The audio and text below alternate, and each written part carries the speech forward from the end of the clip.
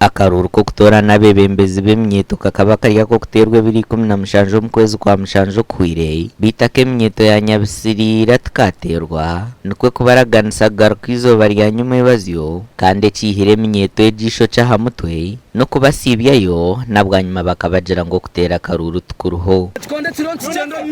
ekiragiro kurwa registrar wa district Rogers nikigira ngo barangere Abigail nkando wabira yesimbire nawo bamureke ekihire emyeto ejo mu mbera barikugira ngo registrar wa district tashemirire kubasharira mu kemyeto kunkantura sasa n'emyeto itwabetwire tukuzo mu karuru nate yune igomeze nebimeze unozuzumu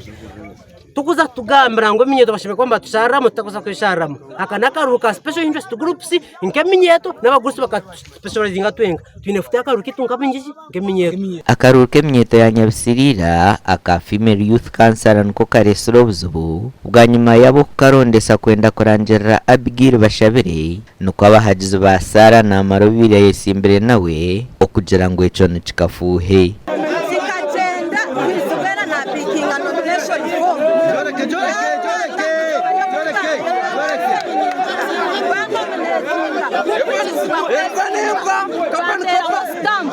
ate shaheji n'umwazi bandeyire sumu bandira mutikwicira kwasimba nerenda barabyo ho mwico munyasimbere nawe anopozi reason yo kujangwa sinjirwa district nishangu bamsinjira district ngudero manyangu binda cyawuguzi ngunakora mu state house dikucenda mwaturisi aba registrar ididi nyosata on council kwaza kwero ndake shiboke mnyeto abakaronda ne bari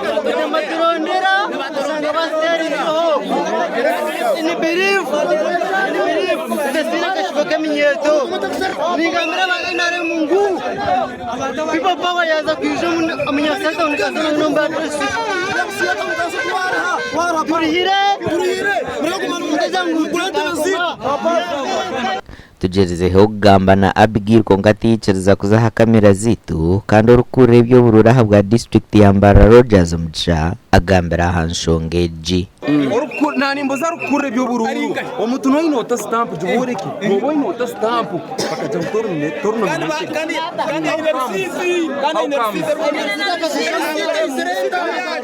president Museveni reba karuru ka Nyabisirira amakuraga gashakwa Evans Taremwa.